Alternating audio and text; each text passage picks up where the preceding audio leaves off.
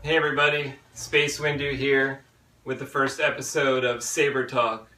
We're going to talk sabers for a little while, and I have some special guests here on the first episode. Harris to my right, and Gabe to my left. What's up?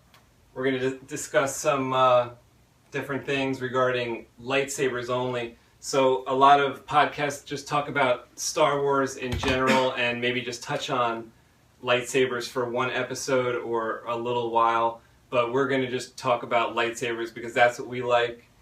So basically, I just wanted to start out by asking both Harris and Gabe how they got into Star Wars and maybe how they got into lightsabers in particular. So Harris, we can start with you. Well, how did you get into Star Wars and then lightsabers? It was in 1976, and my big sister took me to see Star Wars, A New Hope. And the minute that I saw that lightsaber on the screen, I knew I wanted one. I knew I had to have one. That was pretty much it. The rest is history. I'm a junkie now. Yeah, it's like the coolest weapon. So Gabe, how about you? Myself personally, I would assume like every, child, every boy and little girl that first came across the experience of seeing a Star Wars movie had to have been so impressed, enthralled by a lightsaber igniting. I don't even need to go into detail with that. You guys know how that feeling was when you first saw that. So it's the same thing with me as when I first experienced that, the original, the first movies in Star Wars and all. When those lightsabers lit up, it was like everything else you forget about everything else. You just wanted to see lightsaber fights and you love the ignition sounds and the swooshing and all. But it wasn't till about, I would say, a year ago where I really I guess dove into it when I met Harris through a lightsaber Facebook page. It turns out we were actually neighbors. We lived a couple blocks from each other.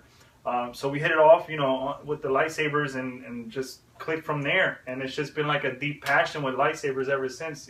I'm not an expert. Again, I've been into it about a year, but I dove head first, and all I've been doing for this entire year is just filling my head with knowledge, a lot of research, a lot of reading, and trying to educate myself with it. So that's about my story with that. That's pretty cool. As far as me, I got into lightsabers when I started watching the Star Wars movies, which was probably when I was like 16 years old. Before that, I thought Star Wars was kind of like a Muppet show. I didn't really know that it was cool. I thought Yoda actually was a Muppet. Yeah, Yoda was a Muppet. I would walk by. I was a little kid. I'd walk by my friends watching on TV, and I thought it was stupid. I thought it was Muppets. I saw the puppets. Maybe I saw the wrong scenes. I walked by at the wrong time. But when I was 16, I went to Blockbuster Video. I rented I actually bought all the movies because they had like pre-owned versions. So someone watched them 1,000 times, but you kind of get those movies cheaper. And I fell in love with the magic. I didn't know it was just spaceships. I thought it was just spaceships and stuff like that. The future. I didn't know there was this magic section, and then to come out with the lightsaber in one of those scenes in A New Hope, and to understand that it had to do with magic, was just the Force was pretty cool. That it took the Force to kind of make one of these, and it took the Force to utilize it in a fight. So I just thought that was really neat. It's true. Only Force-sensitive people can use a lightsaber. Yeah. Except for Han Solo. Yeah. Yeah, he was the only one to turn one on, Yeah. But I'm really into building them too, and I know you guys are too. I'm really into the different types that there are. There's these string blade types that have a lot of LEDs in the blade. It's like a prop replica, and there's also regular single LED sabers that have an LED at the emitter. Just one. Well, actually three. There's some different diodes in there that can produce different colors. there's lots of different types of lightsabers. So what I thought we would talk about first is how the lightsabers look on video, because right now we're making a video, we're on video. As you can see, it looks a certain way. There's a certain aura. The flare. There's a certain flare around the saber. Very cool. So we can clear a couple things up on how things look on video versus how they look in real life. So, and this one, for example, being also a Makoto, right? This one here is another string blade, just like this one here. This is a Makoto, just in a. It's actually quite different because there's 4 strings inside this blade here, and it's all fit into a 1-inch diameter, and it's producing a lot of lumens. Let's put it that way. So there's 4 strings in there, and they're all powered at the same time. So the clash effects, all the different effects that you would see on that lightsaber are produced by those 4 strings. On a saber like this here, the single LED saber, he has it on mute right now. You can see that maybe the light is a little bit diminishing towards the tip. That's just the nature of trying to sort of diffuse the light from the bottom all the way to the top in an even manner. And what you can do is you can try out lots of different blades. You can make your own blade. You can go to the custom saber shop. You can buy those parts for the different blades. You can get a certain tip that you like. A bullet tip looks maybe like the prequel movies. Sam Jackson and the different actors would point the saber at the camera, and they would make it look like it had a bullet tip. So some people like that. Some people like the rounded tip. I think the rounded tip looks better sometimes, and the bullet tip looks better other times. Want to hear something funny? I actually made a saber for my nephew out of custom saber shop parts, and I made his, one of the first ones I ever made, with a bullet tip. It has the real pointy tip on it. Yeah.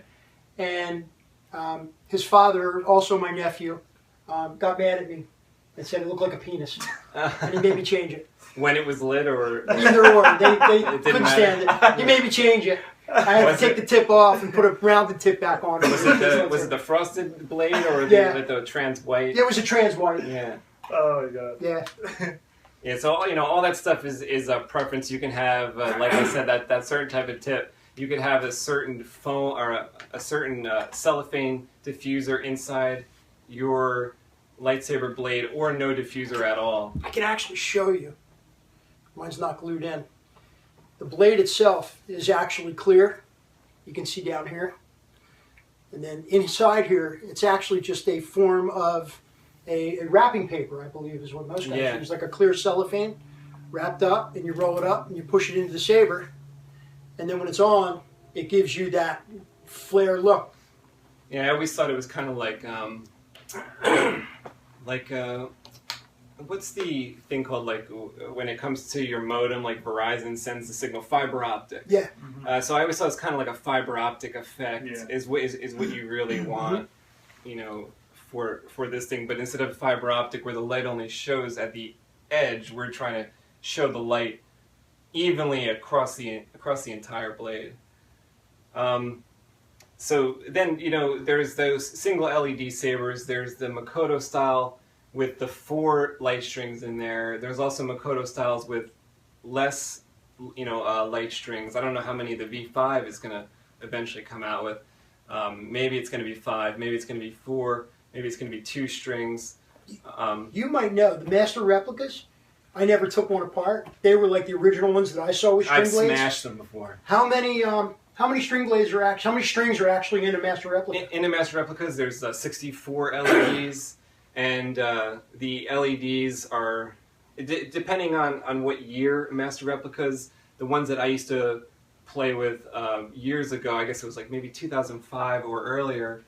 There was electroluminescent paper in the early ones. Yeah. And then Anakin. Yeah. The Anakin attack of the clones Yeah. was electroluminescent. And when we took that out in the sort of like cold weather, it was like winter, and we started hitting against other things. I don't know what it was, other sabers or what, but they sort of just busted up in that cold weather. So is it one string LED? There's one in a master replica. Yeah, but they'll be separated into 6 segments. So you have that scroll up and scroll down that everyone really likes. So yeah, it'll go in these sort of hopefully like equidistant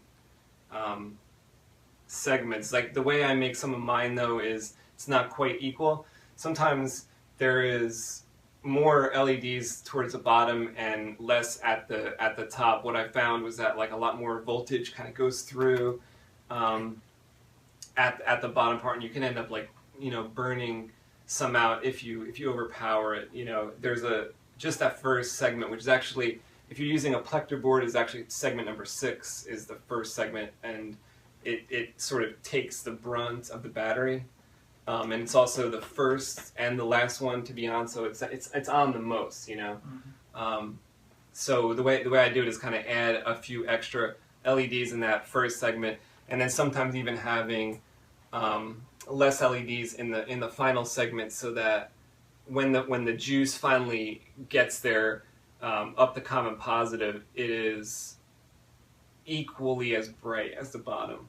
You don't want any kind of diminishment, so there's less LED sharing. It looks even. Yeah, like I don't know if that's kind of going like too deep for some people, but if you're gonna make your own string blade, there's like lots of sort of like little tips that I could give you, or you could check out the FX Saber forum, look at all the build pictures if you want to go that route. If you want to go the route of the single LED saber, there's even more information about that. You can hit up FX Saber forums or the Custom Saber shop and like kind of learn everything about that you want to learn. Tons of info out there. Yeah. More the research you do, the better off you get. Yeah, definitely. Like, and anytime someone's going to ask a question, usually the answer is out there in one of the forums. There's just so many thousands of posts, and you're going to find what you're looking for. Even though the technology just keeps getting better and better. Better and better as time goes on, yeah. It's still kind of the same concepts. Like you said, you have in one of your sabers a Tri-Cree, and it's this one. Full power. So it's running 3 LEDs parallel, not in series. So you know what? I can It's actually, we should say it's one LED. It's one LED, but it has 3 diodes. Yeah, and I custom ordered this from the Custom Saber shop.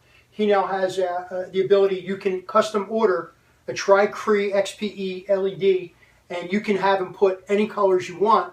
For example, if you get red, green, blue, you can actually take that and you can mix any color you want. Think of it like a little, what do they call it? I forget, on the TV. What do they call it on the TV? The actual pixel. The pixel on the TV is actually, if you look real close. Yeah, it's actually a little die that has 3 colors, red, green, blue. Yeah. And the TV sends the signal to mix the colors. So when you have a red, green, and blue, you can get any color you want. Right. Well, this one here that I'm using right now, I don't know if you can see it on camera, but it actually has 3 dye in it in one LED.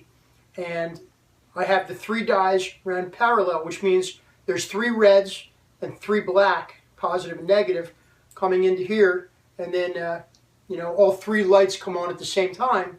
But when it's all put together, it looks like it's one light. Right, different strengths for different. Well, on that one, the same strength because it's all green. But if you had the different colors, you could tune in. Yeah, you can your tune own in color. Yep, you can make any color you want. Like in other words, red and blue make purple. You can get a SpaceWindu saber. Yeah, and like the weird thing about that is like to go into colors a little bit, and we're gonna get back to talking about how they look on video. But for the colors, it's different for RGB than it is for CMYK. So if anyone is like an artist out there, anyone works in graphics or anything like that, and you're thinking, red and green don't make yellow, but in RGB, red and green can make yellow. So it's a total different like color chart, and there's actually color charts that you can buy that you can sort of see, what it is for RGB and what it's going to be for CMYK. I mean, obviously for our LED hobby, you can throw out the CMYK chart. We're just looking at the RGB chart, and normally if you had an RGB LED and all of those diodes are on at the same time, you'd have sort of like a white blade. Correct. You know, sometimes it looks like a little pink or something. Yeah. You can pretty much tune in like any color that you like. Any color under the rainbow. Yeah. Yeah. So Gabe, like, what do you think about the different LED sabers, like, and the way it looks on camera? Like, now that you've come over, you've seen the Makoto, you know, you've seen the other string blades, and then you know the ones that you had coming in. Like, do you have any feelings about that? I think it's like you said earlier. You know, everyone has their preference, their taste. For example, my MHS that Harris built for me is a blue white. You know, and I was running the what I was telling you earlier, the Crystal Focus 7.5, and it was super bright to me, as opposed to my Saber Forge what I had. And that's Saber Forge. We actually upgraded that to a 12 watt. I was just going to say, my Saber Forge it was a 6 watt. It was just upgraded to a 12 blue, medium blue. But even so, this CF 7.5 with this blue white, I mean, it was just phenomenal. Totally bright. When we ignited this thing, blinding bright. Was it just blue that was on? The two blues, the two blues, and then with the white flash on class. Okay, blue. cool. And they were wired in series, not in parallel. Yeah. Now So to answer your question now, like with the string blades, I mean, look at this Makoto. I mean, you see the camera, and even in person, it's like all the way through, evenly lit. There's always that debate, you know, that I've always seen people go back and forth, in-hill or string blade, you know, will the LEDs go out? Constant debate. There's always, it's always a debate. Obviously a trial and everything, I would assume, you know, you try it out. Like yourself, you educate yourself. You know, you work with it hands-on. It ain't like you're just hearing something, buying it and trying it and oops. You know, but you work in it and you're learning how to deal with that so that you can find that balance. You know, a lot of people want that even lit all the way through. It's personal preference. Yeah, other people don't like. They just like that, you know, fire ignition at the bottom and let it kind of diminish towards the top. You get that scroll effect, just like in the movies when you turn the Saber on. It looks like the Saber, the light, the blade is coming out of the Saber. Yeah. Whereas with an LED, a single LED or a single tri-cree LED, you know, all three fade on, and you're not getting as much of that scroll. That's where you can't beat the string blades, the Makoto blades. It's pretty damn cool though when it just comes on Very single cool. LED. Very like cool when it turns on and it scrolls out. Sometimes, like you're in the dark, or it doesn't be dark, but just like a dim room. A dim room, yeah. Sometimes if like I like to stand in front of a mirror, I have like a full-length mirror downstairs, so like I'll stand 12 feet back and I'm like, let me see what this looks like for someone else. You know, not for me, just like holding right here, because sometimes that doesn't look as good. It's misleading. It's misleading to yourself. Yeah, so it's really neat if you're in that dim room and you can't see the blade, and then you turn it on and it's like it just appears there. So, like, one of the coolest things about some of the novels I thought was like, I don't know if you guys ever read like any of the novels. Some of the best ones I think are the Darth Bane ones. I didn't read them. But some of the cool parts, I don't know if it was a Darth Bane series, but when they would talk about the Saber coming to life, sometimes they would say, like, a red line appeared. You know, so it's kind of neat that, like, it doesn't matter what saber you're holding. Break it down in words how the saber's igniting. Right, yeah. So, like, even when you have that, just a standard LED saber, like, and you click that on, a red line appears, you know? So it's just like how they talk about it in the story, I think, for our new toys. You know, it's, like, come such a long way. Like, when I was a little kid, like, all I just had was the broomstick. Yeah. And we would just spray paint green or green or red broomstick, sure. Yeah, and that's it. I mean, the good side about that is indestructible. Yeah. You know, the bad side is no lights. Let's go back before the broomstick. Christmas time. Wrapping paper tubes. Oh, yeah. Oh, my God. I used to do the wrapping paper tubes. I would do the wrapping paper tubes. And at the bottom, I would draw the hilt, actually, with a marker. And draw the buttons on it. Yeah. At least you got the one you wanted. Yeah, that's right. Yeah. And we have to make the sound ourselves. You know, like these newer ones how you can put together your own, like with the parts. It's one of amazing. Oh yeah, the neatest adaptive saber things, parts yeah. and like MHS. It's amazing. MHS stuff is amazing. Yeah. I for example, let me tell you this in regards to that. My first saber is this Saber Forge Fury Champion Edition, just upgraded from 6 watt to 12 watt thanks to Harris. And you know, for being my first saber, I was very impressed with Saber Forge. It's amazing quality. If you're gonna buy a very first saber and you're just unsure, you could trust these guys. They're amazing. However, with that being said, I want to be honest. There's no feeling like ordering the parts, whether Saber Forge now has the adaptive saber parts or MHS. There's no feeling Building like yourself. making your own unique saber that you know it's One of a yours, one of a kind. It belongs. Because let me tell you something. I'll never get rid of this. This is my first saber. I don't want to get rid of it. Not because just it has sentimental value because it's my first, but the quality of it. It's still good. It's good It's the stuff. quality of it. I mean, it's just amazing. It's good stuff. With all that. But I mean, I gotta be honest. There's like 1,000 other people out there with Saber million. Fury. There's millions of them. You know, and although it's mine. But I guess there's ways to modify. Like Yeah, if you some could, people do. Some especially people now will with take the adaptive saber parts. Now this is an old model, you know that. Some people will take something like that and they'll leather wrap the middle part of the hill, or they'll like I would probably add a shroud or something. add a shroud to You it. wanna There's a make lot it of different unique, stuff to but make it your own. exactly what it's I'm also, saying. It's a nice starting base. Exactly what It's I'm a saying. nice If you're starter. starting off, I mean, now you could start off with the adaptive saber parts from Saber Forge, but there's no feeling like just making your own. When I got this done, you know, I knew that these are my colors. This is my style. You know, I had my font on it that I wanted. I'll tell you my something colors. funny. When I built this saber, I built this because I really wanted that Fury. Mm-hmm. So that's why when I found MHS had that same angled blade emitter, make it look like that. yeah, and I went with the grips in the middle, which kind of resembled the stripes in there, you know. Mm-hmm. But you know, I decided to build it myself. I figured if I build it myself, I'd get more enjoyment. Yeah, but you know, then again, isn't that? I mean, I don't mean to derive off the subject of the lights and all, but isn't that like the whole point as a Jedi or as a Sith? Each Jedi it creates was his own always saber. forging your own unique saber. Yeah, no two But alike. I guess they're not at first, right? They'd be given one at first. Yeah, in training. And then like they could play around with that for a while until they got their hand chopped off Until they're or ready. lost it. They tune them down, is what they Yeah, said. yeah, I've read.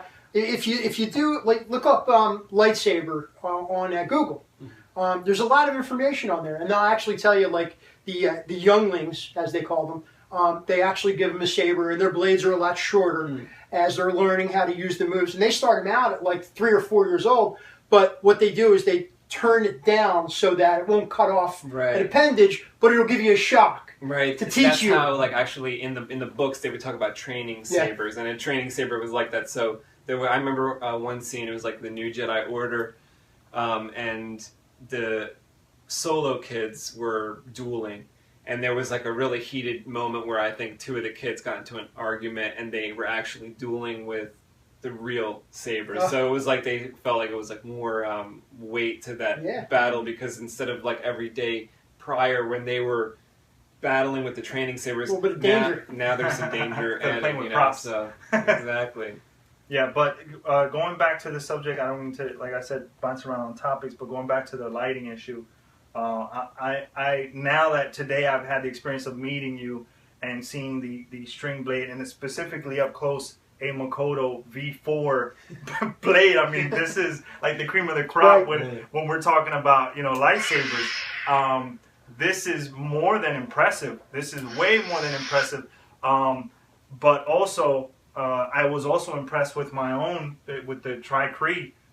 It's not going to be as bright as this. It holds up though. But it holds up at an impressive level. Do you duel with the Makoto blades a lot? Or? Yeah, I mean, I always did duel with the Makoto blades. I don't have any right now that I play around with. The kind of like the last one I had was a staff, so it came apart in 2 pieces, and I dueled so much with that staff that I actually busted up the outer blade tube.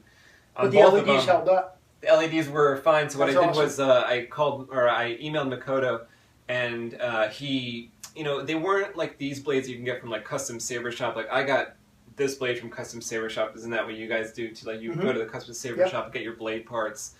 His are 29.5 millimeters thick, which is different than the 1-inch blade, which is like 25 millimeters thick.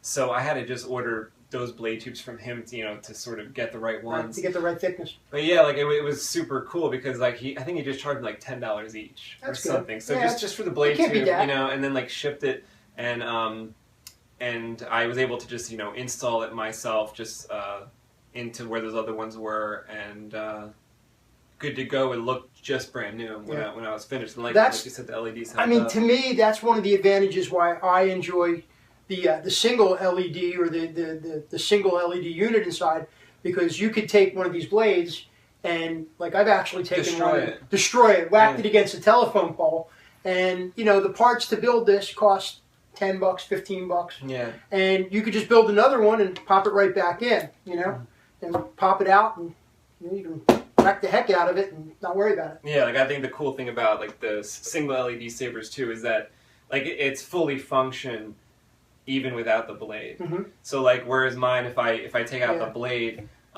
it's not going to make any light. You can actually, with but the blade out, if, just to turn it on. yeah, he still has all the functions of the lightsaber. It's just there's no refraction going on. There's no like diffusion happening in there. So yeah, that's like that's one plus of the in-hilt LED sabers, is that it's really an all-in-one package. You don't need anything else to have it work. You can use it as a flashlight if you want. You know? It's like a fancy flashlight. Yeah. Whereas like even some of the string blade lightsabers, like you want to hang that on your belt, and you can do that because you can remove that blade and just hang it on your belt. And I carry a saber almost everywhere I go. I have a hook here. I carry a saber almost everywhere I go. And that's true. I'm a witness to that. Home Depot, we walk the mall, every ice cream shop, it doesn't matter. I love when people come up and say, "Is that a lightsaber?" I bet you get some kids. I love it. No, most kids kind of shy away. Like I remember about 2 weeks ago. They make their parents ask. Yeah, it's weird. Like 2 weeks ago, like it was kind of reminiscent of me of that scene in The Phantom Menace when Qui-Gon is just meeting young Anakin, and Qui-Gon like moves his coat out of the way, his coat or his robe out of the way, and Anakin sees and he says, "Is that a laser sword?" And like I was in Kohl's shopping with my wife about 2 weeks ago. It was a Sunday night, and I had my saber with me, and I like to check out the toy aisle. I was looking at the toys and stuff because obviously I'm a big kid, and a little kid like looked at the saber and went like that and looked at me like in his head. He's like, "Are you a Jedi?" But he was like nervous. So that happened to us. He and I went to the mall. Mm-hmm. We went to the T-shirt store, if you recall, to get my daughter a T-shirt. Oh, yeah. And we were wearing our sabers, and the lady working in there said the same thing. She's like, "Are you guys Jedi?" Yeah, over the counter.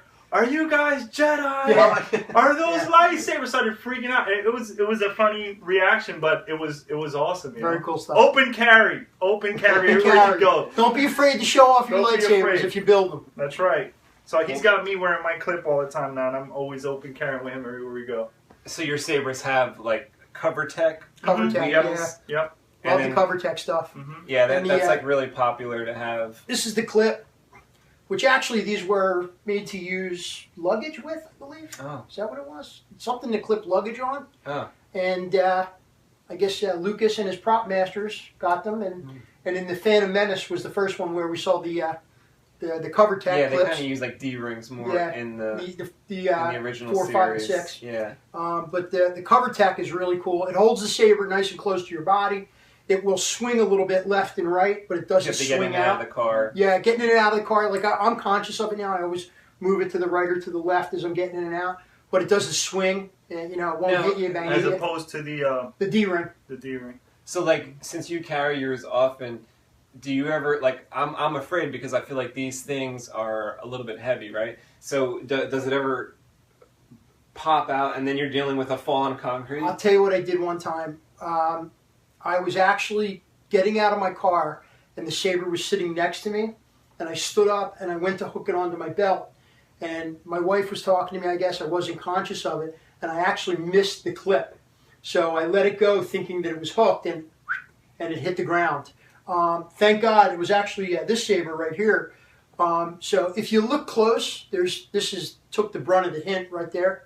And if you look close, I was able to, a little sandpaper, file it down. Oh, yeah, because I can't tell. Yeah, I would if have you look thought really that it close, would have you'll see it. destroyed that type But of it took a hit, but they're pretty durable. Yeah, you know? but see, that was basically on the fact that he just I just dropped it. it. Wasn't that Yeah. it came. And it's I've never about a had that 3-foot problem drop where straight down. You know, It wasn't like it bounced out. yeah, I've you know? never had that problem yet. You know, I'm sure maybe someone else has out there. I'm not, going to sit here and say it will never happen, Yeah, but I because, personally never these- had that issue. Like, yeah, I was like able to these- clean it up really quick. Yeah, And it looks great. You can't really even tell. definitely. I especially that emitter. I would have thought it would have been worse, like the damage hitting that first. Yeah, But there was like you know, chunks of asphalt in it and stuff. really, I was like ready to cry. because aluminum is a soft metal. Yeah, So I don't know if people realize that you can even kind of make a mark with your fingernail in aluminum. dig your nail into it. Yeah, it's really easy. That it's kind of the dual nature of it. It's easy to work with, right? But it can make a mark really easy, But it's also really easy to get all polished up. easy. Yeah, well, like you had mentioned when you first saw this saber, this was originally when you get these parts, they're kind of like a shiny aluminum, but they're not really chromed up or anything. Right. And I've had this saber. I built this about 2-3 years ago out of MHS parts, and just over the years of cleaning it and polishing it, I get a silver polish cloth and I polish it up, and it actually has almost like a chrome hue to it now. I like that. Yeah. Yeah, it's nice, but that comes with age. You know what I mean? That's just age and like sitting on the couch watching Star Wars and polishing my lightsaber. Yeah. Yeah, because like with the chrome, you get that deep finish where some of the dark parts of it look dark, and that's how that looks, which is kind of neat. Because what I was going to say about the Cover Tech belt holder is that I feel like the movie ones, I'm kind of looking for like a movie one, like a metal one, because I have that. Well, the plastic does wear out. Yeah, and I also feel like this clip could break or something. Yeah, Whereas yeah. I've seen them on eBay, and I think I should have got it when I saw it on eBay, but I didn't. And it was like a leather and metal combination version of this. I actually took one of these, and I have a full Jedi costume that I wear to conventions and stuff. And I actually riveted the back of this to the leather belt. Go. Okay, there you go. So this will never come off. Yeah. And if it ever does like break or anything, I can just drill the rivets out and put a new one on. That's better. These cost about $10. Yeah. But I agree. Yeah, I'm always afraid that the saber, like when I walk with the saber, I always hold on to it or kind of rest my hand on it. Worst case scenario, if you ever try one of these, start off with a saber that it won't really break your heart if it does fall. Start Like a beginner. But at the same time, I don't So you know get if used you'll to it, like, carry a saber that you don't care about that much. That's true. I'm not going to go to the mall with this one that I don't care about. That's a rookie comment right there. But yeah, I've never had, so far, I haven't had that problem where, it's come off or anything. Yeah, I will admit, in the car, sometimes you instead of taking it off, when I'm going to go put my seatbelt on, I keep it on, and I'm in the car, and then I'll feel it come off. Or but the never entire while walking. belt clip coming off. Well, that's what I'm saying. The entire belt clip, not the saber itself. Because once that saber's clipped in there, it's locked.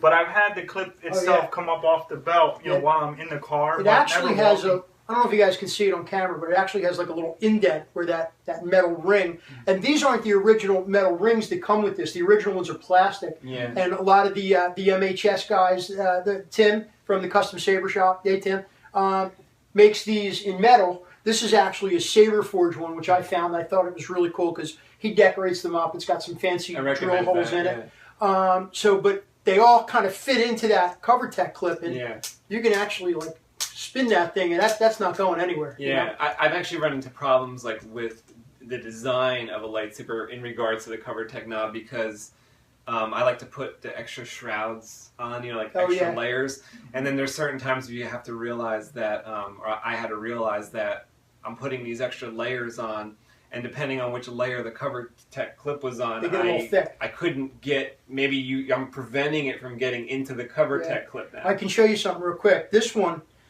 pommel has the cubed pommel like on the Obi-Wan, and not realizing it when I designed this, it slips in, but what it does is if it swings, it's hitting the inside of the Cover Tech clip. So actually, if you look at this CoverTech clip, you can see like it kind of gouged out grooves on it. But I guess it's actually good here that the powder coating is not disturbed. Yeah. Oh, the powder coating on this stuff is super durable. Neither does it prevent it from locking in properly, though. No, it doesn't stop it from locking in. It stays in there. It's just rubbing. But it just stops it like the other one. That clip can swing 360 degrees. Yeah, this one, it only goes so far, you know? Well, I mean, in a sense, that's fine. You don't want it spinning around. Yeah, but the problem is, like, sometimes when you go to sit, the Saber moves up really big. So when that happens, sometimes the CoverTech clip will come out. Now, this is actually ground out a little bit. It's filed itself down over time from wear. So it actually does kind of, it clears it now. That one fits. Yeah, but a new one would actually hit. It would stop it. Yeah, to each his own. You know, there's people that won't come off that D-ring. Oh yeah, some guys love the D-ring. To each his own. You know, you go out and try them and see which one. You know. Yeah. I mean, some people only want the Graflex. You know. Yeah, so exactly. They want original stuff. That's what they know. And there's nothing wrong with that. Yeah. It's just a preference thing. Yeah. Whatever you feel comfortable. There's people that wear they can go on a trampoline with a D-ring and it won't come off because they already know how to wear that properly and been doing it for years. You know, and it's just. You know, preference. Most guys don't carry a Saber every day. I do. Right? I'm pointing the finger. I'm like, yeah. Yeah, like, but as far as the Graflex, like, it's weird, kind of how that episode 4.1 has the D-ring. I think the episode 5.1 has the D-ring clip too. Yeah. But the Anakin I got from JQ, which I think is like accurate to the episode 3. They have, I guess because it's prequel, they're all using the CoverTech. They're using the CoverTechs on those, yeah. So it's kind of weird how they have on the Anakin. It's in between the between the grips. Yeah. But I guess that's how the movie was. But in practical sense, like that's going to cause issues as far as like carrying. I mean, don't get me wrong. I have a Graflex at home. I have a real Graflex that I bought 15 years ago, and I converted, so now it lights up like these do. Most people don't even know what a real Graflex is. A real Graflex is a camera flash from an old camera from the 1940s, when the guy would hold the camera up like this, and there was a big ring up top here, and that's where it would This pop. is the party's holding on. These parties holding on is what the original Lucas prop makers made into a lightsaber hilt, And everything that we do now is based off of that. Basically. Yeah, pretty much. And that hilt, that piece that was the original flash handle, first of all, they're very rare because they're from like the 1940s, I believe. And the other thing, a lot of people who have those today are your actual antique camera guys. Yeah. And they are dead set against selling these to Star Wars fans because they know you're taking them and turning them into lightsabers. And we're the ones that are paying that money. Like when I bought my Graflex, it was like $350. I got it on eBay. I see them today going for $500-600 for a nice solid really? original I thought they Graflex. were in like the 200 range. I didn't know. It depends. It depends. Like some of them are missing some of the buttons. Some of them don't have the grip to it. Right, condition affects the pricing a lot. Parts might not be there or something. But for a decent Graflex today, in good shape, everything's there. You're probably going to pay $300 to $500, give or take. And then we're just talking about a hilt that has a lot to do after that. Yeah. $300 to $500 isn't going to get you the light up. But the funny thing is, that's just for the actual Saber. Pre-1976, or I guess in the 80s when people actually found out about this stuff, these things were junk. They were trash. They were sitting in boxes in somebody's garage, And now people are like, oh, these Star Wars guys, they're crazy. They'll spend money on this. And yes, we will, because we love lightsabers. That's right. But I took mine, and I had it decorated up like a real lightsaber, but it had no guts in it. And after honing my skills in lightsaber building and building many for myself, family members, and friends, I decided to take this 1942 or 43 Graflex and gut it and turn it into it and install electronics. And some of my sabers... Pretty detailed stuff. If you unscrew the hilts on them, you can actually see the whole electronics in the interior. These are boards made by a company called Plector Labs, based out of Paris, France. Some of the parts from this stuff comes from all over the world, and it all comes together and makes a lightsaber. But I took the Graflex and I built into a real saber. I just don't have it with me tonight. I should have brought it. I forgot to bring it. And it's amazing, But again, I don't carry it a lot because it has a D-ring. Because it's based off of the fourth movie, A New Hope. which is the one where Ben says, your father wanted you to have this lightsaber. This is the same lightsaber that your father killed 50 kids with. You know? But I love it, and most Saber fans are really into the Graflex. And that's actually like what we're kind of being teased with right now with the new movie coming out. How they're showing it on the Finn character. Yeah. In the concept art, so that's kind of crazy that Saber is over 50 in-universe years old, I guess you could say. Yeah, it's heritage. I mean, it was basically, if you think about it, it was Anakin's saber, and then it was passed on to Luke, and it keeps going. You know, it keeps going down the line.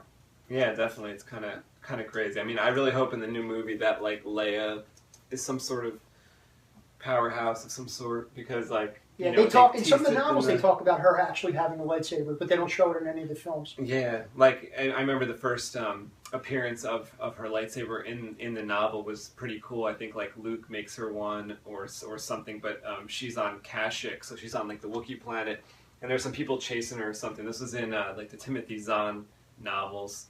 So these are from 1991, so it's not really spoiling anything if you haven't read these. These are like probably the second best trilogy, I think, of the books, the Darth Bane trilogy being the first. But one cool thing is Leia like ties her, she has some people chasing her, you know. So she ties the lightsaber to one of the vines on the high trees and ignites it and just lets it swing down. Just lets it swing towards these people who are chasing them on some kind of like walkway or some kind of thing that the saber can cut the ropes on that. You know? That's cool. But yeah, like in the book, she had powers, right? And they're saying that the books don't mean anything anymore. But but in the last movie, in Return of the Jedi, they said that she has the same power, right? So she should be doing something with it. So hopefully. Yeah, see that. I'm sure a lot of people are going to be anticipating something along those lines this year. Yeah, and clearly he says in the new trailer, he says that his sister has it. Yeah. So hopefully they don't like bypass I have that the with power. just some. My sister has the power. Yeah. Hopefully they're not like she's off making pancakes on the world. Like she's not around. She's making a sandwich for Han. She's making I want to see something like that. I'm sure they'll probably bring her in. Now, I heard recently, I don't know who, I heard recently some big character is going to die in The Force Awakens. Oh, really? I don't know who. I don't want to know who. If you know, don't tell us. Yeah, don't spoil it. Yeah. I don't know. I'm going to have to wait till December to find that out. Or they'll, I don't know, like I heard it could be 7 or it could be 8. Oh. That person could die. I don't know, but. Did you hear who it was?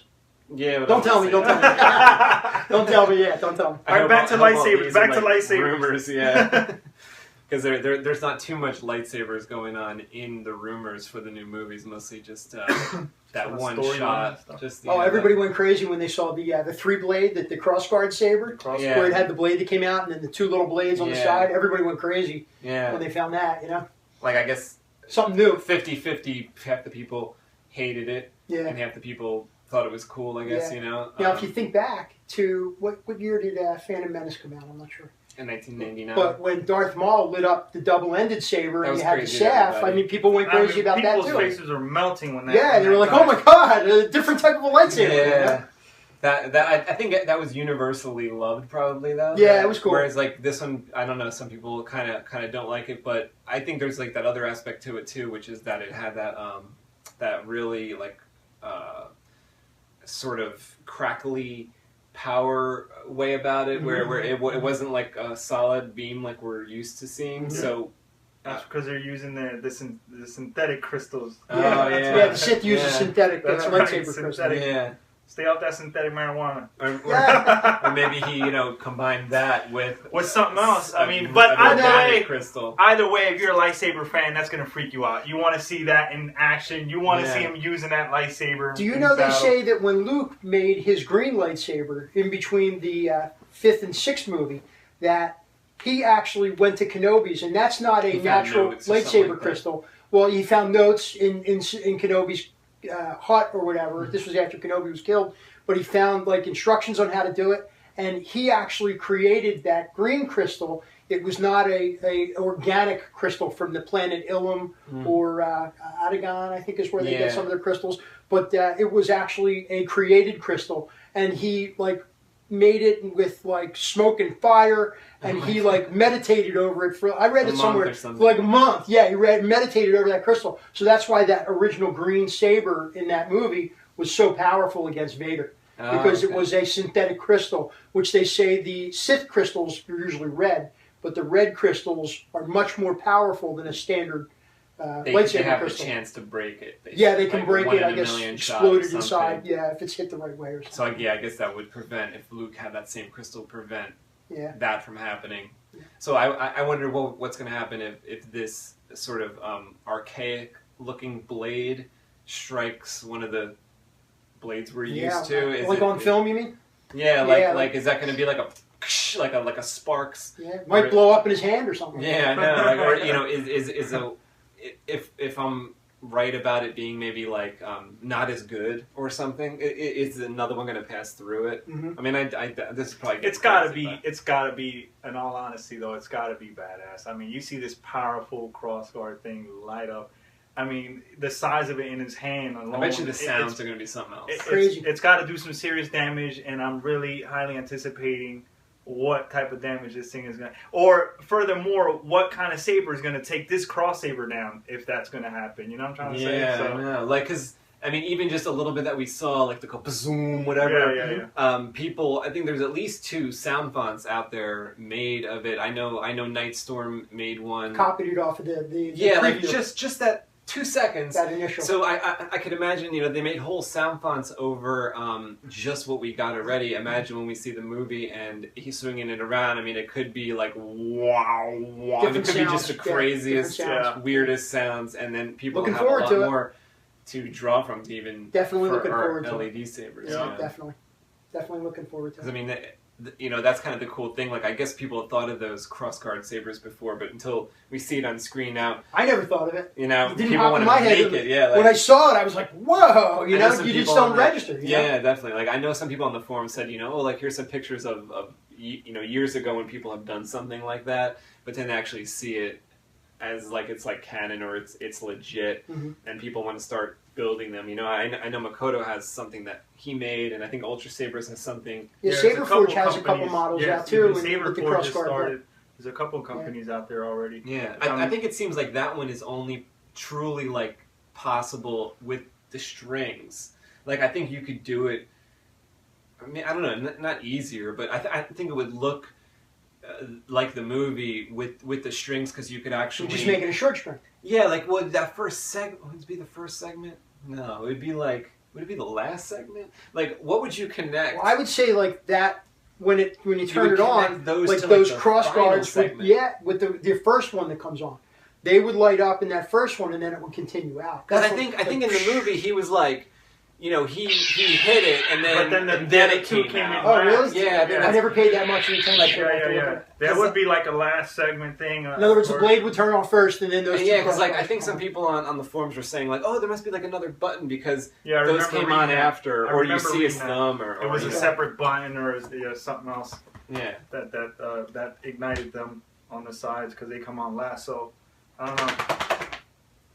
That's very interesting to find out and see. Yeah, like I want to see someone, like I know, people rush to kind of make a version of that when we saw the trailer, but I want to see people made it. We didn't actually even see the saber what it looked like, and people were like imagining what it would look like. Yeah.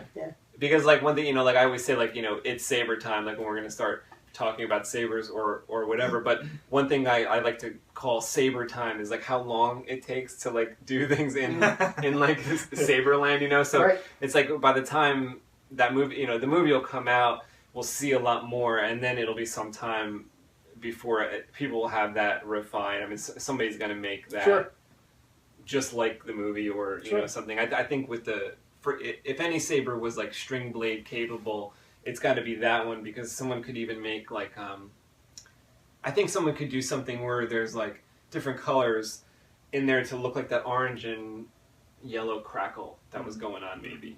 Very cool. Yeah, you can do that with the LEDs. You can get those different effects. Yeah, you could do like the flicker effect, which is like one of the really coolest things about these soundboards, that you can take out that mini SD card, right? So like we have the Plector Labs in our sabers, but there's also the Igniter, which is another awesome board. You can It's And about then the same size. Ultra Sabers and Saberforge, they have their own proprietary board for their sabers. But guys like us who are building them, Plector Labs or We want all the Igniters, options. that's the way to go. This is Saberforge neutrino. Yeah, that's that's a neutrino. neutrino soundboard. Now, does this have the like a different flash color on this one? No, this No, one one doesn't. color. No, it's just the one color, 12 watt. I believe this is a medium blue, a 12 watt medium blue. But as you heard it when I ignited it, it has that neutrino soundboard. Okay. That's specifically for. Uh, That's like one sound bank. Yeah, One sound font, one that's sound it. font just for this. That's why I said at the beginning,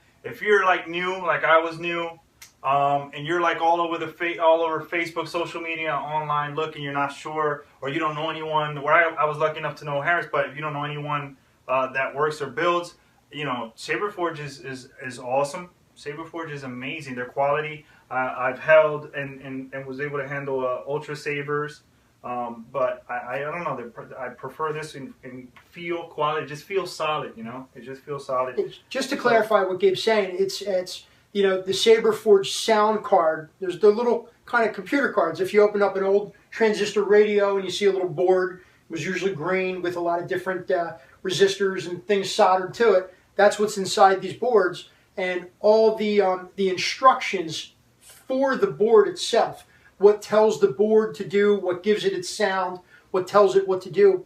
All those are on a little micro SD card like people would put into a cell phone. The card is shoved inside the back end, very, very small stuff. And different boards have different capabilities. Some of them don't even have that little. Some of them don't even have the card. Like, for example, the Saberforge board, his doesn't have a card at all. It's actually painted black, I think. Even. Oh, okay. So I think it's like, they don't want anybody to copy the board. I see. But like Plector Labs, he'll sell you the board if you're lucky enough to get one, because he'll make 25 boards and put them up, and if you don't get on there, they're gone within like 20 minutes. Yeah. So you got to get on his site and get the board real fast. I think if you sign up through his Twitter, you'll He'll get let you alerted. know I think. that when they go up. Yeah, or there's. Gotta save your money. Yeah, or if you guys go on Trust the me, forums save your money. Yeah, save your money. I went from that the Fury straight to a Crystal Focus, version 7.5 7.5. custom built. I mean, it was a world of a difference. Yeah. for Well, me. what did your Saberforge cost you? I bought that used. I bought it secondhand. I think I paid $250 or $275. And what do you have invested in your MHS so far? Oh my god! And that's not including me charging you to build it. Exactly. Shoot, I think about 1,000 almost. Is it 1,000? About 1,000 when With all the bells and all whistles. the bells and Yeah, whistles. so that's the difference. I even had a rumble. Right now, it's not in working condition because we're still working on it. But I even had a rumble motor installed in this thing. I mean, When I you wanted, turned it on, That's a you really felt cool it. feel. I wanted this thing, to Love when that. people ignite this. Oh my God, I'm holding a lightsaber. That the same experience I had Yeah. when I ignited one for the first time. So.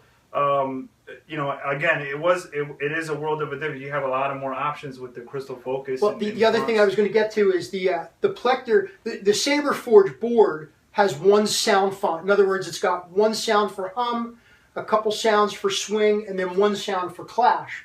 Whereas the Plector Labs boards, not only are there 12 individual sound banks, and each sound bank allows you to put a different themed sound font. But each sound font has, I think, 60 or 70 different sounds, so you can do a lot more with that sound bank. And then, like for example, there's a website called saberfont.com where people will make their sound fonts and then put them up for sale. And most of them go for a sound font. You're creating a little program basically, and that font goes for $5, $8. Most of the guys get for them. But like for example, you can have it sound like a lightsaber, and then just to give you an example of what's out there, there's a Transformers-based sound font that you can put into some of these sabers that make it sound like, it's turned it on and it says, I'm Optimus Prime, and it's got that Transformer the to it, and the lightsaber would sound like something that an actual Transformer would use. And there's tons of them out there. You can put thousands. Yeah, Well, thousands. Even in those, I don't know if you saw the 1986 Transformers cartoon movie. Yeah, I loved it. That was the best, right? The You got the soundtrack. touch. Yeah. The song. You got the touch. You I'll got the still power. watch it like once a year. Yeah, it's an awesome movie. I mean, you know, there's so many lightsaber copies. Yeah. You know, so even in that movie, they had like purple lightsabers, Yeah, or yeah. they were fighting with them. They were laser swords. It wasn't Yeah. actually a lightsaber, yeah, and yeah, so many but- different cartoons and different. oh things. yeah. But there's tons of sound fonts out there that you can change, and that's where you're getting into the more higher end stuff, where you have different sound cards, different little cards that you put in with the sounds on them. You put the card in your computer, you copy the files over, and then you know you can even get into string blades, which are a lot more expensive than the single blade. Yeah, You know? and like as far as when you're changing all your stuff, like you can have those ports in there where you know you can change it without kind of disassembling the saber. It actually which is doesn't pretty allow you to change the sound. Oh right, You have to right. put the sound actually on the card. You pull the You card have to out, put it physically in do the that for computer. now. But what you can use, there's a cable that you can get. It's basically a fancy USB cable that plugs into the Saber. If your Saber's set up for that by the Saber builder, whoever builds it, you can plug one end into the Saber, one end into your computer, and there's a fancy little program called RICE, which stands for Real-Time Interface, something like that. I forget what it's called. I should have looked it up. But RICE allows you to change your configurations, basically, like your sensitivity. Like some people really push the Saber to get a sound, where some people might just do it really soft. Or depending on where the card is located. Exactly. In the Saber. Like if you put his card in the middle because you had to, and there's no other choice, Yep. you need to adjust your settings. Yeah, to that, because yeah. based upon where you have the card in the Saber, what he's saying is that, you know, there's a motion sensor on there, so Like the pivot. way you hold it and the way you swing it, it all changes Yeah. the effect of what it will do. And like the Plector Labs cards are just like so awesome that way. Oh, they're that you amazing. have, I think it's like 500 or 1,000 different like levels to choose from. And they keep with getting every better and single better. parameter. Yeah. So He started out, I guess, with Crystal Focus 1, and he's up to Crystal Focus 7.5 now. with lots and- of other products. Oh yeah, lots of other, Lots of you know, cheaper boards. that's that the are- high-end like stuff. Those nano boards The Nano are Biscuit. really cool. Yeah. And I the think, Biscotti. don't they even have changing colors and changing Yeah, that's fonts the new one. in That's the Nano Prism, now? it's called. Oh, okay. What that does, like these soundboards that are in most of these, only allow you to hook up one, so to speak, LED. There is a special board for your string blade boards that allow all the LEDs to light up. But the Prism enables, it's like onboard color changing. And that's based on the Petit Crouton. Yeah, it's based on the Petit, and it is based on the Petit Crouton board, which is a middle of the road soundboard. But Basically, awesome, because I think I Amazing. think if you took like a Crystal Focus, if you took a Plector Labs Crystal Focus, let's say 4.3, or one of the 2s or 3s, and you compared it to the Petit Crouton of today. oh yeah, it's I just mean, it's night so and much day. better. Night and Anything day. Plector Labs does is phenomenal. Night and day, I mean, night and those day. guys Yeah. are like setting standards with when it Yeah, comes to night and day. Irv's the man. Thank Yeah. you, Irv. Amazing. Without you, we wouldn't be doing this right now. Yeah, definitely, it's amazing, amazing And sound. he shares with the world. How I amazing mean, is that? I was happy with just the one sound font. Like I was literally gonna walk around with this, killing Sith all day long. Just Until with you the- heard what else is out there. And then I come across Irv and Plector awesome. Labs. That was basically me too. I had the Saber Sound 1.0, which is a Saber Forge Yeah. product from years ago, Yeah. and that I got used as well. Yeah. And I mean, I'm swinging this thing in the garage like there's no tomorrow. I mean, Yeah. and it's not to down talk, Happy as can be. not to down talk all these other companies that they're just as phenomenal. Oh, they all make sounds great and- stuff. Everyone's. It's a preference thing. We're not down talking anyone, but in regards to your own modification and what you can do manually at home Oh, with yeah, these it's cool, Plector yeah. Labs is phenomenal. Let me throw this out. It's not just a preference thing. It's a financial thing as well. That's true. I agree Because with that. there are, It's I a mean, skill I'll say level thing too. it's a skill Yeah. level, whether you're building it yourself or whether you're having somebody else build Yeah. it. Now, like for example, a starter, a young kid, maybe a 16-year-old kid even, who wants a Saber, he may not have the funds to get into the thousands of dollar Sabers that Right. a Makoto would charge or would cost somebody. So there are different levels and there's different cost levels and it's also, like you said, it's a skill level about, like I decided instead of buying one that was already built, I wanted to dive my feet in, and I have a lot of mechanical skills, so I already knew how to solder and I knew resistors and stuff like that. So I was able to now that I found that these guys are out there making this stuff, that I was able to take it and put it all together. But a lot of people, don't have that skill. A lot of people don't know what positive and negative is. To maybe get there. Because, like one of the coolest things I think is like you just telling that story, you what we talked about in the beginning and how you got into Star Wars, So you really love it. You wanted this weapon since 1978, ever since I was a kid, I wanted one. Yeah. And now I'm almost 50 years old. Yeah, and you brought that sort of dream like through these other products like the Custom Saber Shop parts, Collector Labs board that he developed, and all these other things, and you brought like what you sort of really wanted to reality, which is just one of the cool. I can't think of anything else, that. I mean, I guess people build their own cars. So people have a kit car, similar, yeah. Something like, but still, that's like you designed this. Though, I always wanted to build a Batmobile. Like a 60s always wanted a real Batmobile, Yeah, or maybe one of those jumper ones. But this is just cool that you got to do what you particularly wanted. It's a dream. It's been a dream since I was a kid. You know. It's been a dream. I mean, don't get mad at me, but I'm also a big Star Trek fan, And as a kid, for me, I always wanted a phaser and a communicator, And I'm going back 20, 25 years. My father would take me to some of these conventions, and we actually found people that were building communicators and phasers. I forget his name. The guy, I got one of his phasers. He's like well known. Are you talking about like the '60s phasers or like the next? Yeah, generation? the '60s. Yeah. But you can also go to like a roddenberry.com and you can get one already made. But I mean, even then, I'm going back. 25 years ago, I bought a phaser that. Thank God my father had a good job. We owned our own business, and he could afford to buy me as a 25-year-old kid a real prop phaser that cost him $500 back then. Today. And does that do anything like it lights up? It has sound. Okay. You can take the phaser one out of the body, and you can that makes a light beam. So there's some kind of a prop board. Similarities, there's a prop board in there and small electronics that are set up for it. And to me that was amazing. And then just at that time nobody was doing the Star Wars stuff. Nobody was making the sabers. So the best thing you could find is like the Hasbro or the Kenner at the time. The Kenner, where you'd throw it out and that little blade would extend.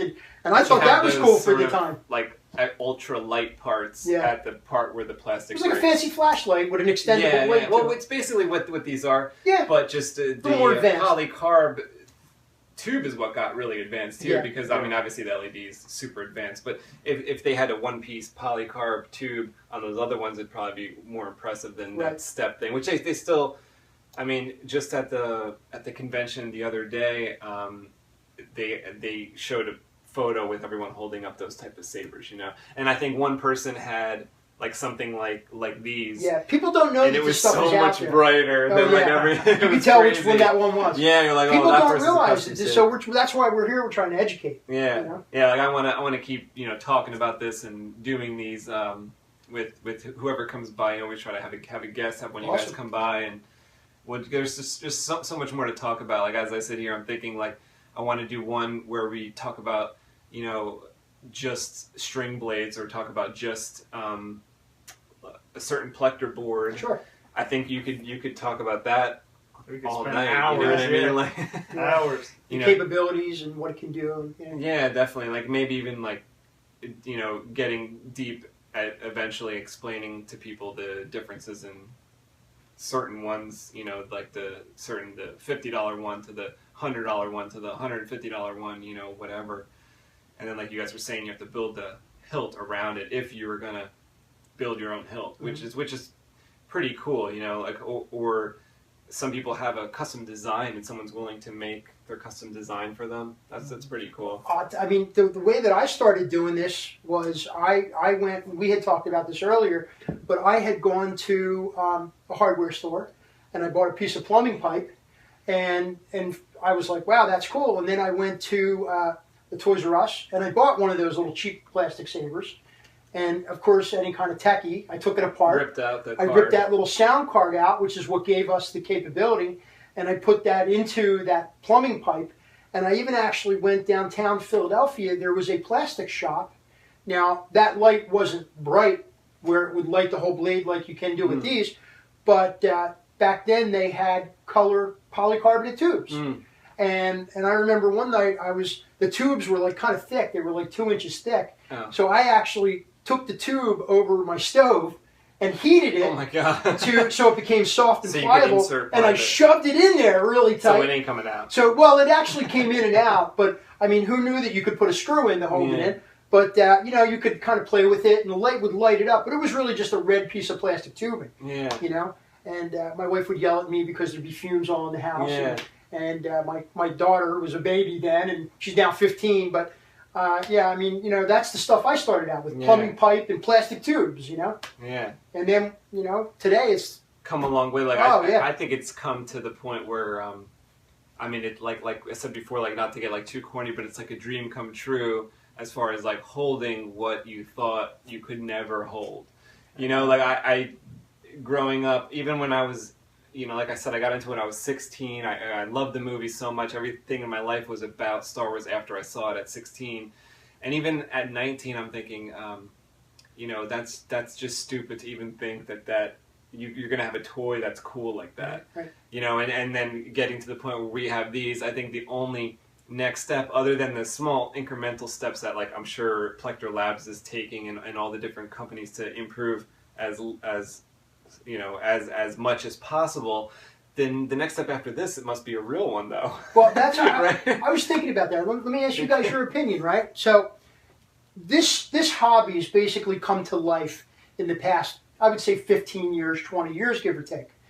Well, I mean, look what we've gotten to in 15 years. Mm-hmm.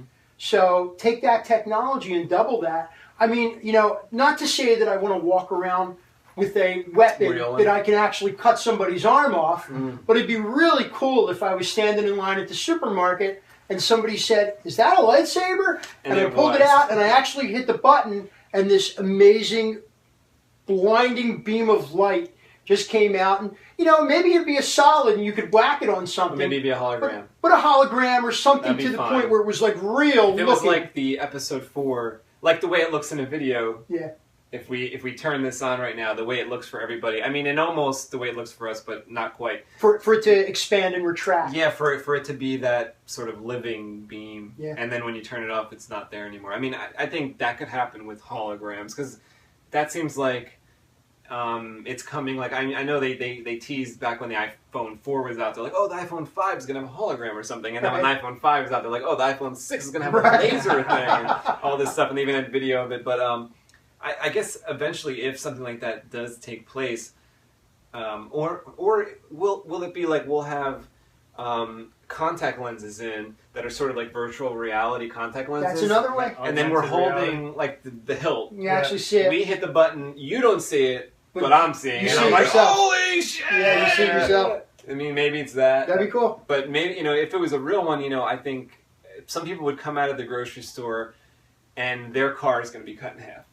You know, and it's like imagine Like the scene in Man of Steel when the guy Yeah. threw the beer at him Yeah. and the guy comes out of the bar and his Truck tractor is off. trailer is like, oh man, yeah, Yeah. very cool. I mean, Very cool. that's going to happen. Very and it's cool. going to happen if they make one of those things, you know. Oh But, my god. You cut me off. That's it.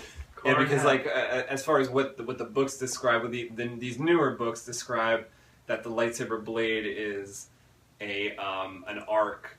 So it goes Yeah, I it goes remember reading up and turns, and that's where you get yeah. the sort of tip, and then it comes back back. down. But I don't know why our eye is like in the movies or whatever is only shown they sort of up down and not the up and back around and down. Well, you had said this earlier, you know, it's very possible, like when we light these things up on camera, they definitely look different on camera than they do in purpose. Like right now, if you look where my hand is, like that's all aura coming off of that. Now, in front of me, in front of my face, there is no aura. I see the main light. It looks like a You know, fluorescent tube. Looks almost like a fluorescent tube, exactly. But when you're seeing it on camera, the camera, and different cameras will do different things, gives it that whole flare. Yeah, actually, out. with these HD, like this is an iPhone 6, and we have HD, and it's actually it was more how do you say, like it was more impressive with the standard definition, right? So when I used to use my laptop to take the videos, it was even crazier. Yeah, the HD shows it more real little life. more real, life. Whereas the older phones or the older cameras, this you get a lot more this flare wide. to it. We wouldn't really be Yeah, able so to. we're not really seeing that flare in person that you guys are seeing on camera.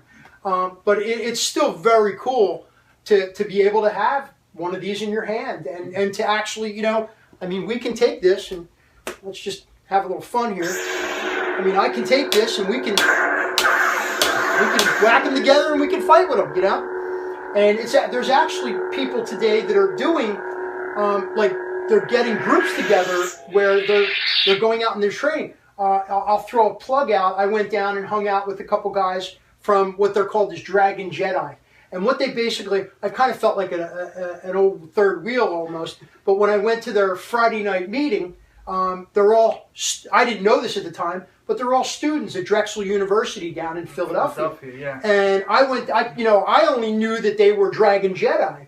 And they said that they meet up every Friday night at like 7 o'clock, and they meet up at like this, on one of the grounds at like the rec center at Drexel University, and they have lightsabers and they practice, like just like you'd go to a karate studio and you see guys, so they're doing martial arts. They're doing martial arts, but with lightsabers, yeah, exactly. That's cool. And they choreograph a lot of stuff. And these guys are great. There's a lot of groups. Sick videos. Oh, they're amazing. Yeah. Dragon Jedi, they're great guys. They're nice guys.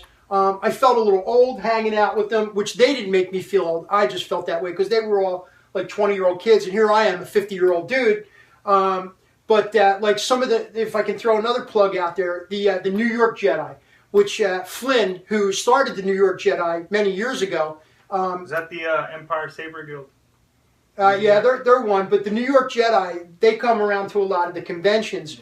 And these guys, what they do, they all do the same kind of stuff. Like they choreograph. Yeah. They're performers. They dress up like Jedi, and they use these kind of things, and they in their routines. And they have, they do stunts. And the best thing about it, I'll be honest with you, they're very charitable. They do this just like the 501st would do. The guys that dressed up like the stormtroopers. They go to the hospital. They go to hospitals to see sick kids, and I mean, there's nothing like even what's his name, Captain America. I heard recently that he put on the movie suit and went to a children's hospital somewhere and was visiting with sick kids, and that's all. That's not like I speak about that on the chills. With Chris Pratt, I saw. Yeah, it's Chris Pratt. Yeah, very very cool of people to do that. And I haven't had a chance to do that yet, but I definitely would if I got into it, the right kind of group. I just felt most of the guys from Dragon Jedi, like I said, they were nice, but they were just young. Different age. Yeah, I mean, you had the costume. I saw a couple of pictures. I have a full really Jedi cool outfit. Costume. Yeah. I'll do you one further. There's Ludo Sports. You heard of them? Ludo? So.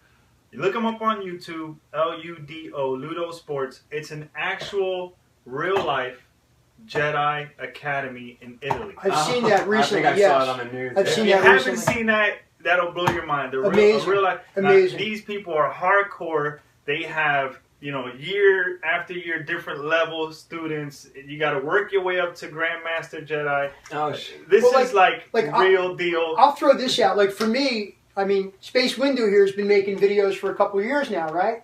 And I've seen his videos. So for me to sit here and to meet him through the likes of Gabe, Gabe was able to contact you, and he said, I have a buddy. I mean, tonight's the first night we're meeting, but we both have the similar love. All three of us have a similar love, and we're sitting here chatting like old friends. You know what I mean? It's very cool. It's so crazy how not only do we like just Star Wars, right, but you like this one thing about Star Wars, which I think that's why it's really a weird niche because it's so small. Yeah. Not many people are. You have the people that like Star Wars, which is a lot of people, but then just to pick one thing in there, it's almost like liking baseball, but then just saying I'm like baseball bats or something. That's really all I'm about. Bat is kind of like a lightsaber, Yeah. Like I'm gonna make my own bat, and I'm not looking back. And I'm actually a fanatic. It's funny you brought that up. I'm like that with baseball gloves. I actually have a few baseball gloves that I actually took. My son, as a kid, I hated baseball. I modified them. I realized that some of these pro players would put their name on them. So I went out and I found pieces of leather and added my name to it, and I was able to burn it in put it into. Well, now actually, like using the baseball glove stitching, which is actually leather. That's the crazy. big things. Like I was able to put a piece of leather strip on it with my name on it, and like my kids' baseball team. A couple of the people saw that and they're like, "Wow, can you do that for me?" It's, you buy a basic baseball glove, it's just that, but they want their name on it, so I was able to do that for them. So it kind of parlays into other things. You're using your technical skills and abilities to do a lot of other stuff. Yeah, definitely. Some sabers, you have a saber up there, it's right behind you, which is actually leather wrapped.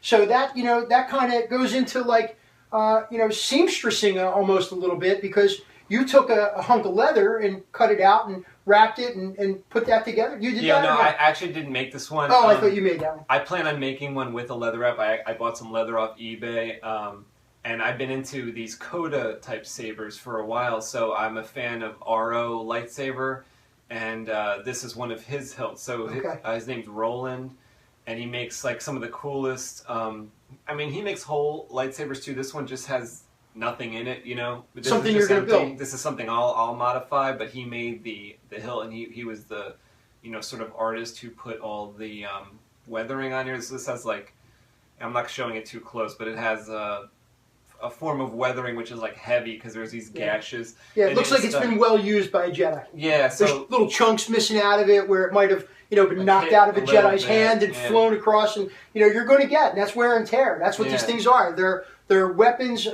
they're tools that are and tools wear out, But that's what weathering is. That's a whole we could do a whole nother show on just that. Yeah, because we could talk about the Obi-Wan saber. We could talk about the Luke saber. Sure. It has a lot of weathering through the years. Those sabers that survived through the years. So this is one from the video game The Force Unleashed.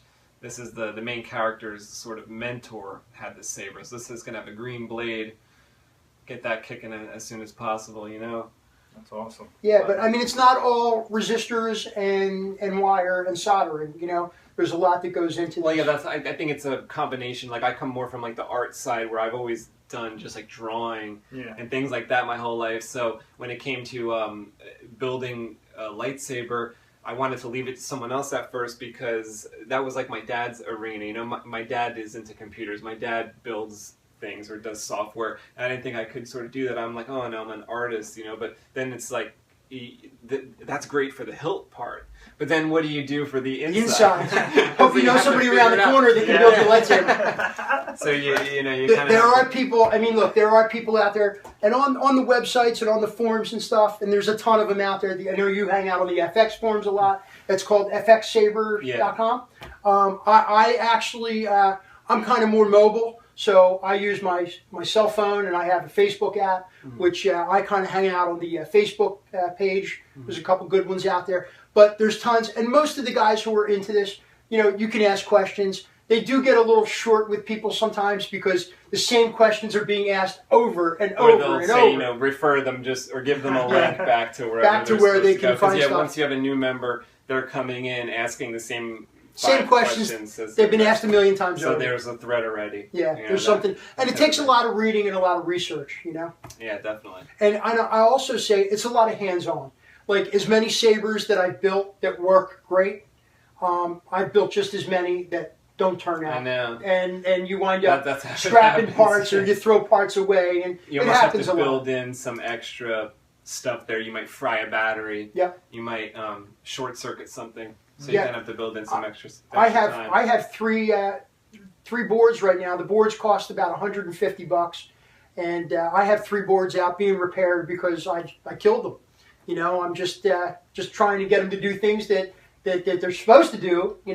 I killed the board, so they're easy to repair. It is time consuming because you have to rip everything apart, take the board out, send it out for repair. It takes about a month or so. You get the board back, but it's, you just keep going and keep plugging, and they're pretty durable. I guess they can fix most problems. Yeah. I've actually melted a piece of the board where the little, the resistors. Some of the resistors on these things are actually microscopic. You need a tweezers, and if you forget it, if you drop it on carpet, forget it. Oh yeah. But they're microscopic, and if you heat the thing up, even if you're a quarter inch away from that, you might hit another pad. You hit something else, and that can make the whole thing short out and go crazy.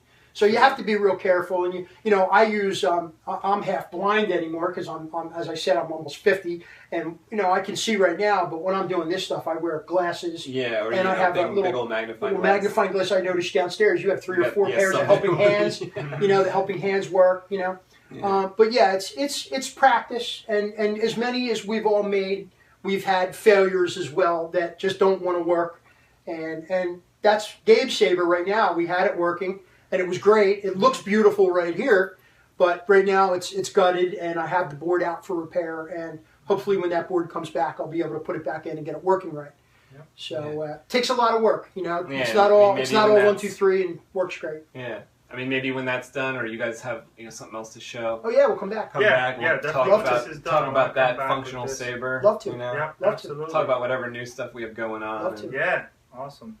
Absolutely. Yeah. But I mean, it was so much fun talking Sabers with you guys. It's awesome. I mean, we could go on and on and on and on. Hours. I'm sure we could have a lot of pertinent information, but I think we'll probably call it the end for now, and we'll do Saber Talk another time, hopefully soon. Let's light them up. Yeah.